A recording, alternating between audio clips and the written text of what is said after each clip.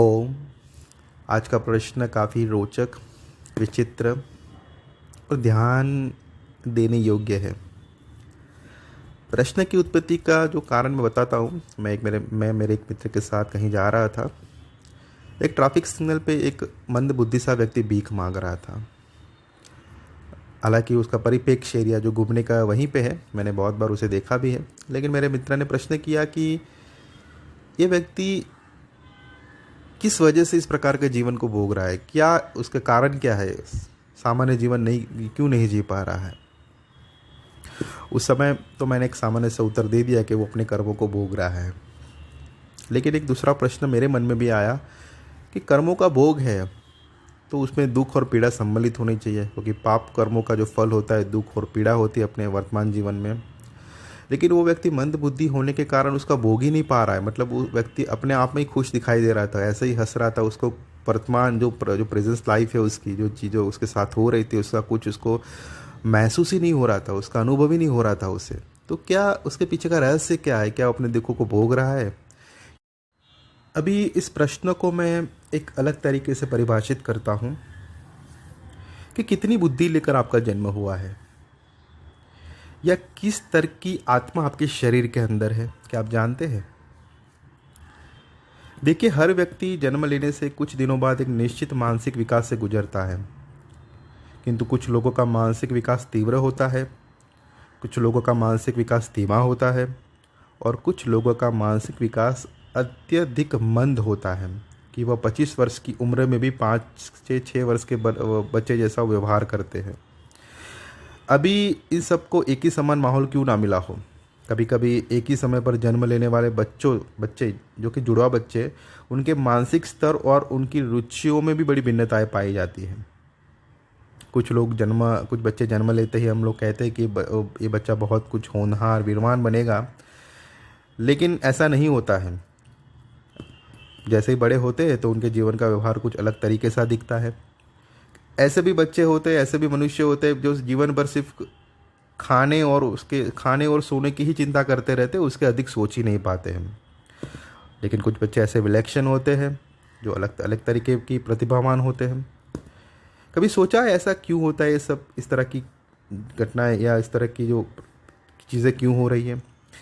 देखिए, विज्ञान अनेक सिद्धांत दे सकता है, किंतु ऐसा न हो उसके पास इसका कोई उपाय उसके पास नहीं है, क्योंकि वास्तव में विज्ञान ये रहस्य जानता ही नहीं ऐसा क्यों हो रहा है। ज्योतिषी से अगर बात करोगे तो ग्रहों नक्षत्रों की स्थिति के स्थान अनुसार भिन्न बताकर, या जन्म समय में सेकंड का अंतर कहकर, या देशकालीन परिस्थितियों की बात कहकर इसे परिभाषित करने की कोशिश करेंगे, लेकिन यहाँ पे भी संतोषजनक उत्तर आपको नहीं मिल पाएगा। लोग कहते हैं कि इसके पीछे कर्म सिद्धांत होगा, किंतु उसको भुगतने के लिए बुद्धि से कोई मतलब तो नहीं है। कुछ लोग कह सकते हैं कि इसके लिए गुणसूत्र और जिन्स जिम्मेदार है, लेकिन फिर भी एक ही माता पिता की संतानों में बुद्धि स्तर में भिन्नता क्यों होती है? हमारे ज्ञान के चिंतन के आधार पर इसका रहस्य इस तरह हो सकता है। मैं प्रयास करता हूँ समझाने का। देखिए, आपकी बुद्धि का संबंध आपके पिछले कर्म या आपके जीन्स या गुणसूत्र से अधिक संबंधित न होकर आपके पिछले आध्यात्मिक प्राप्तियों से होता है। आपके पिछले जन्म में जितनी आध्यात्मिक ऊंचाई पाकर अपने बुद्धि को विकसित किया होगा, इस जन्म में आप उससे एक स्तर नीचे आकर जन्म लेते हैं। केवल छठे स्तर का व्यक्ति ही फिर से छठे स्तर को पाता है, अन्य सभी स्तर नीचे जन्म लेते हैं। अब ये स्तर क्या है मैं उसको विस्तृत आगे बताऊंगा। आपकी बुद्धि का संबंध आपके अवचेतन और आपके शरीर से जुड़े हुए 7 ऊर्जा शरीरों से होता है। यह 7 शरीर सभी में होते हैं, किंतु हर व्यक्ति एक निश्चित शरीर की अवस्था में जन्म लेता है और उसके नीचे के शरीर के गुणों के साथ उस शरीर के गण उसके अंदर 14 या 15 वर्ष की उम्र तक विकसित होते हैं। सामान्य भाषा में बताऊँ कि अगर उसने अपने पूर्व जन्म में एक कुछ आध्यात्मिक सिद्धियों की वजह से एक शरीर की ऊंचाइयों को उसने अगर हासिल किया है, तो 14-15 वर्ष की आयु तक वो विकसित हो जाते हैं। ध्यान से पूरा पॉडकास्ट आप सुनोगे तो आपको काफ़ी सारी चीज़ें समझ में आएगी, तो अंत तक सुनने का प्रयास करें। देखिए, मानव शरीर एक कंप्यूटर के समान ही रहस्यपूर्ण यंत्र है। इसे ठीक से समझने के लिए मानव के विभिन्न आयामों को समझना आवश्यक है। बाहरी रूप से हमें जो शरीर दिखाई देता है, वास्तव में वह शरीर केवल 10% भाग होता है। विद्वानों ने, मनस शास्त्रियों ने 7 प्रकार के शरीरों की बात की है। वो 7 प्रकार शरीर इस प्रकार है कि पहला शरीर जो होता है स्थूल शरीर, फिजिकल बॉडी, अपना फिजिकल बॉडी जो स्थूल शरीर हमें दिखाई देता है। दूसरा होता है आकाश शरीर, एथरिक बॉडी, जो भावनात्मक शरीर भी कहते हैं उसे। तीसरा होता है सूक्ष्म शरीर, एस्ट्रल बॉडी। चौथा होता है मनस शरीर, मेंटल बॉडी। पांचवा होता है आत्म शरीर, स्पिरिचुअल बॉडी। छठा होता है ब्रह्म शरीर, कॉस्मिक बॉडी। और सातवां निर्वाण शरीर, बॉडीलेस बॉडी। अभी आप देखिए कि सौर मंडल में 7 ही ग्रह मुख्य होते हैं। ज्योतिष शास्त्र में अगर हम किसी का प्रेडिक्शन करते हैं तो 7 ही ग्रह अवकाश में होते हैं।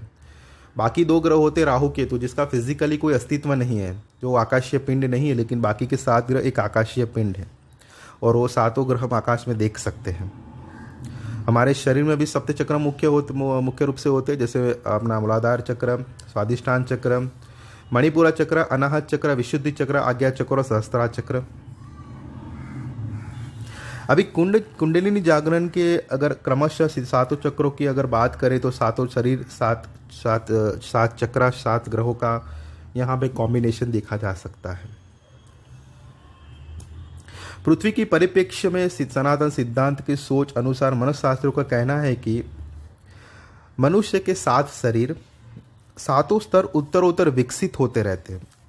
देखिए, ये विकास का एक क्रम होता है, आध्यात्मिक विकास की बात हो रही है, अर्थात क्रमशः उम्र और समय के अनुसार इनका विकास होता है। सामान्य जन इसे नहीं समझ पाते, यहाँ तक कि साधक और कुंडलिनी के जानकार भी इस व्यवहारिक स्तर को न देखते हुए मात्र साधना से ही इनकी प्राप्ति और समझने की बात करते हैं।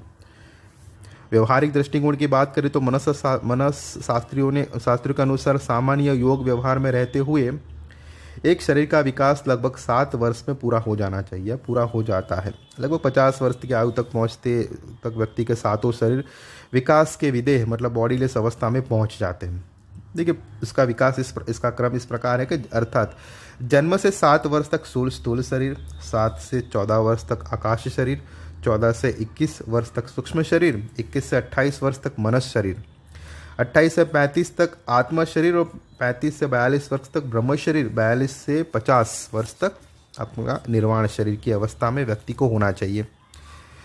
ध्यान दीजिए, यहाँ शरीर यथावत रहता है, शरीर वैसे ही रहता है, लेकिन मात्र मानसिक अवस्था इस शरीर के अनुसार पहुंचनी चाहिए और यह पहुंचती है। यह सनातन नियमों के अनुसार व्यक्ति के नियमित दिनचर्या के अनुसार निर्धारित किया जाता है। राजा जनों को विदेह और जानकी को वैदेही कहते थे। इसका अर्थ यह होता है कि राजा जनक विदेह अवस्था को प्राप्त थे।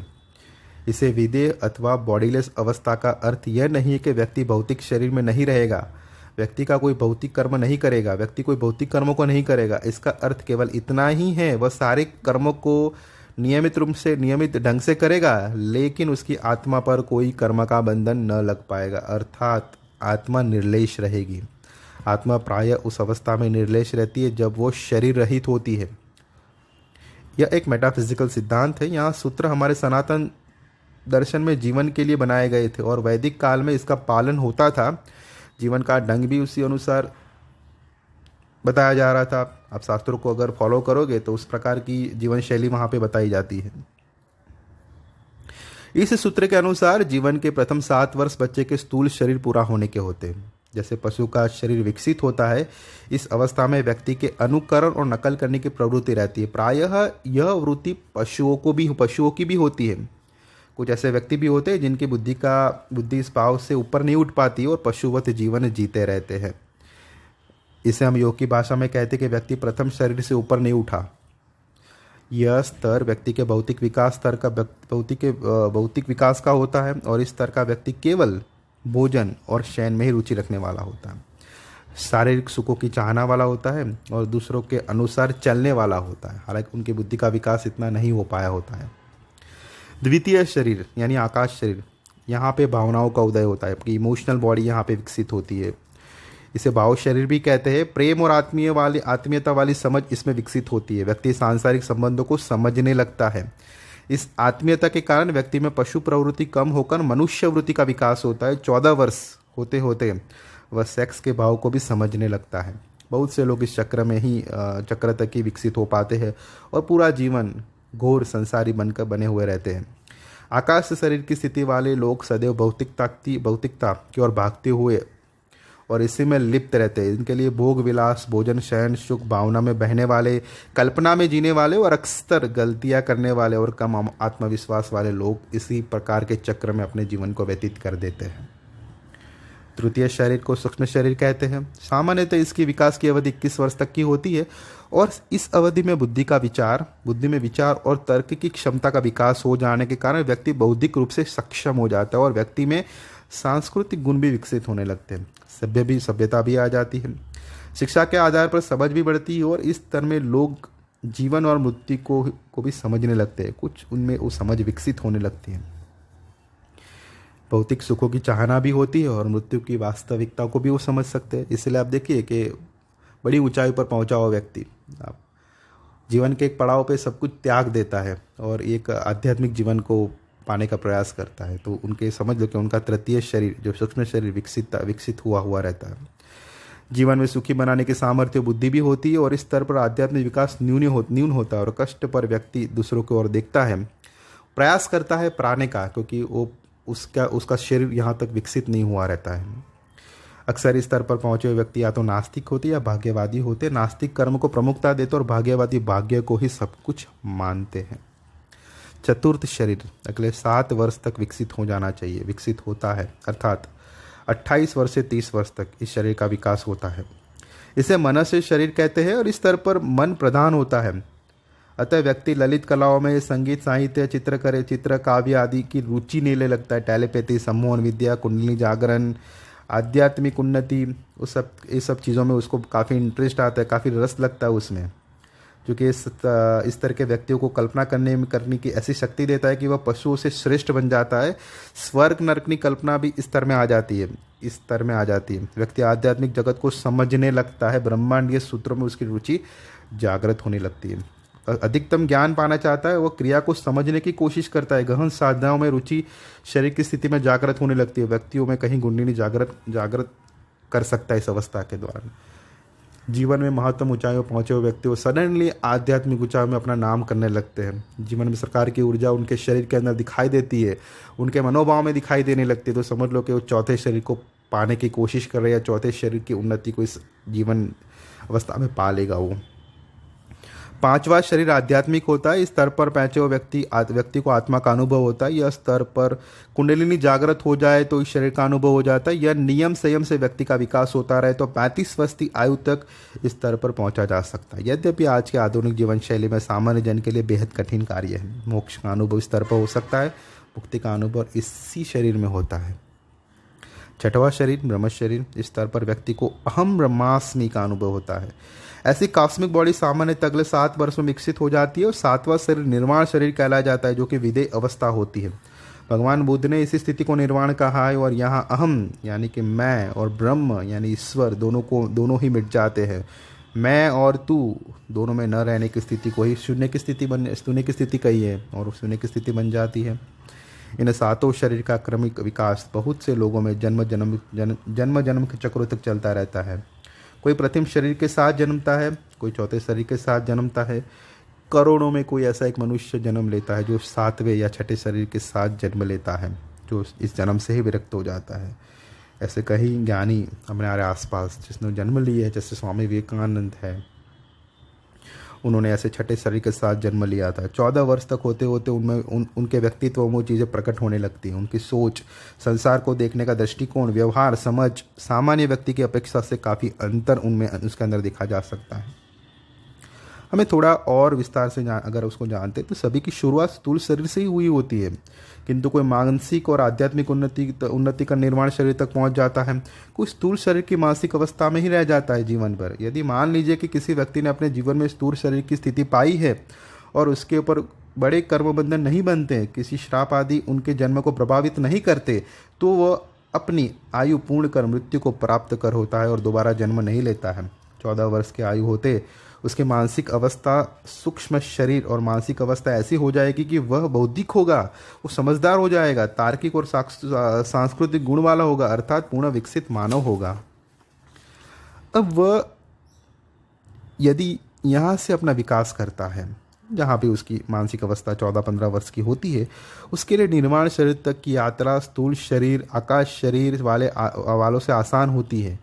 वह जहाँ तक की यात्रा करेगा और कर्म बंधनों को नियंत्रित रखेगा, अगले जन्म में आज पहुंची अवस्था को थोड़ा नीचे जन्म लेगा और 14 वर्ष की आयु तक उसमें वह गुण विकसित हो जाते हैं। यह क्रमिक विकास है। यदि कोई अपने कर्म से सूक्ष्म शरीर की अवस्था को जन्म लेकर पशुवत स्थिति शरीर को भोग सुख में ही झूलता रह जाता है, तो वह नीचे जाकर स्थूल शरीर की अवस्था को भी प्राप्त कर लेता है। यह आध्यात्मिक विज्ञान है। अच्छे अच्छे साधक ज्ञानी कुंडलिनी साधक भी नहीं समझ पाए। मेरा ये जो ज्ञान है, विज्ञान भैरव तंत्र, जो अपना पुराणों का एक पार्ट है, ओशो में काफ़ी अच्छी तरह से उन्होंने उसकी समझ से लिखा है। थोड़ा पढ़ लिख कर समझ कर मैंने आपको समझाने का प्रयास किया है। काफ़ी सारी चीज़ें ऊपर से भी गई होगी, लेकिन भौतिक विकास और आध्यात्मिक विकास का काफ़ी संबंध है। कर्म बंधन यहाँ से लिप्त हो जाते हैं। कर्म बंधन की फिलॉसफी थोड़ा यहाँ से आइसोलेट हो जाती है, क्योंकि कर्म का भोग और जीवन की यात्रा दोनों अलग अलग है। यहाँ पर जुड़ते रहिए आगे। धन्यवाद।